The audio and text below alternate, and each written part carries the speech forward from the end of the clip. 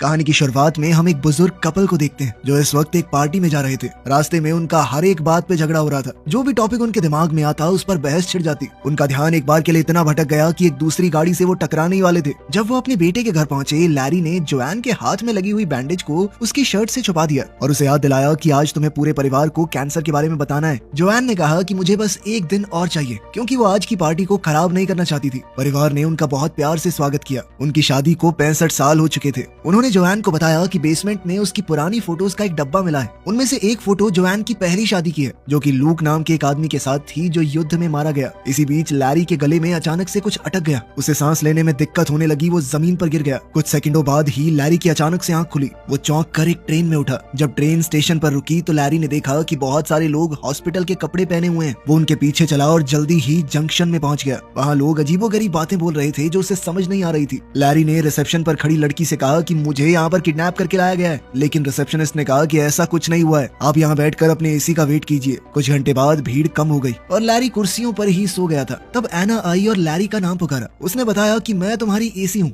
मतलब after life coordinator. इसका मतलब साफ था कि लैरी मर चुका है और अब एना का काम है उसे सही जगह पर पहुंचाना। लैरी अभी भी इस बात को समझ नहीं पा रहा था कि वो मर चुका है। तभी एना ने लैरी को शीशा दिखाया। लैरी ये देखकर हैरान हो गया कि वो फिर से जवान हो गया है। एना ने बताया कि जब लोग जंक्शन पहुंचते हैं तो उनका शरीर वो वाला रूप ले लेता है जब वो अपनी जिंदगी में सबसे ज्यादा खुश थे। जब एना उसे बिल्डिंग दिखा रही थी तो लैरी बार बार बोलने लगा कि मुझे अपनी पत्नी के पास जाना है। परेशान होकर एना ने उसे एक चमाट दिया ताकि वो रोना धोना बंद करे। मरने के बाद भी रो रहा है, तू पागल है क्या? उसने ये भी बताया कि ये कोई स्वर्ग या नर्क नहीं है, ये बस थोड़े दिन का स्टॉप है जिसे तुम बदल नहीं सकते। एक बार चुन लिया तो चुन लिया। तभी एक अलार्म बजा और लैरी ने देखा कि सिक्योरिटी एक आदमी को पकड़ रही है। एना ने लैरी से कहा कि ये लाल दरवाजे से भाग कर आया होगा, तुम कभी ऐसा मत करना, ठीक है? फिर एना उसे टेम्परेरी रूम में ले गई और उसे अलग अलग धर्मों के हिसाब से आगे की दुनिया दिखाई। लैरी को इस कमरे में 7 दिन तक रहने को मिलेगा, जब तक वो अपनी आगे की जिंदगी को चुन नहीं लेता।